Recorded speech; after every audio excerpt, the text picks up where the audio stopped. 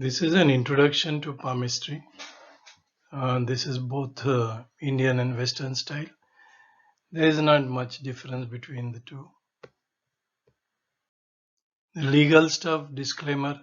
This presentation is for entertainment purpose only, and the author is in no way responsible for any actions the readers might take after going through these slides. The historic perspective. Art of palmistry was known as Hasta Samudrika Shastra.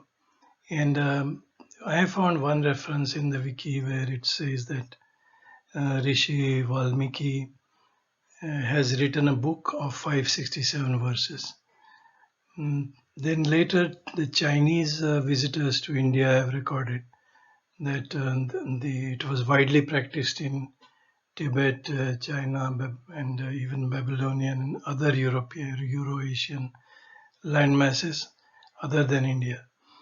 Finally, it reached Greece, where to Aristotle, who studied it and then passed it to Alexander. And Alexander, on his conquests, practiced it widely. Then the modern palmistry is by Cairo.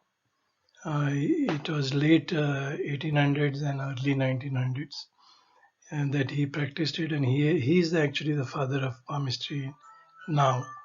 Most recently, we are using fingerprint and palm prints in IT for authentication, and it is quite relevant as far as the process is concerned. So, just giving you an overview, the shape of the hand matters. The mounds need to be elevated and cushy. The lines need to be dark and deep. The thumb, whether it is stiff or flexible, matters.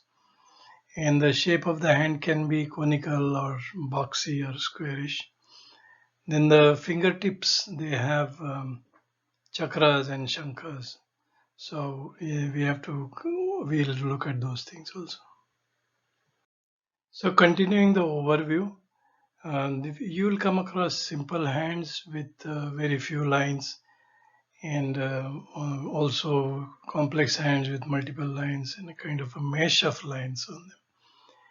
Then we have to observe for stars, squares, and pound signs on the mounds. Then people also look for shankha and chakra signs. The more the chakras, the more known the person becomes.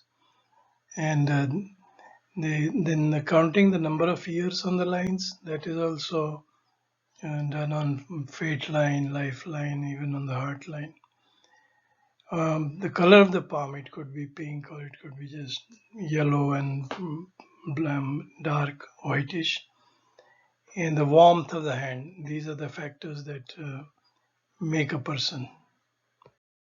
So we always look for depth and darkness of the lines, and that is what determines the strength of the line. The lines have offshoots, cuts, and islands in them, and these indicate the events happening at that age.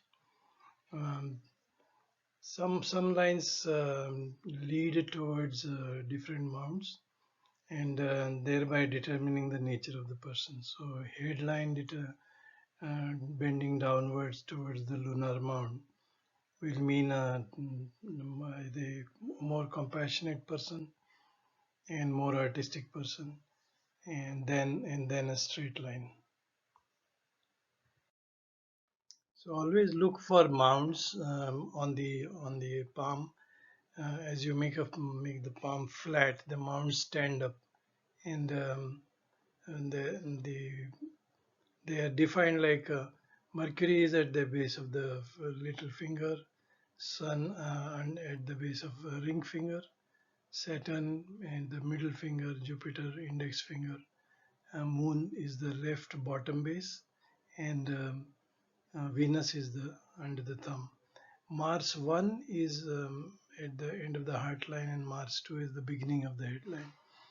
And these mounts, some of them are elevated, and those are the critical mounts for you. And those planets play a key role in your life. Fate line is one of the most important line, and many of the questions on jobs, career, fortune come from are answered from here. Fate line has to be dark and deep and straight. The period up to the base, from base to the headline, represents the school age and college and all that youth age. And then between the head and the heart line is 28 to 42. In the heart line to the middle of the finger in the that is 42 to 70. Now the discontinuities, offshoots, parallel lines, these show the events happening on that this change of job and so on. So thumb's flexibility and stiffness are extremely important. Thumb has three lines, one at the base and two in the upper portion. And the region between the lines represent, say the lowest one represents research, the middle one represents analysis, and the upper one is taken as the time taken to make a decision. Now, these, depending on the proportion of these regions, you can safely say that a person takes longer time to research or longer time to analyze or longer time to decide. So also a flexible person has a bendable thumb, and a adamant person has a kind of stiff thumb. So thumb matters a lot.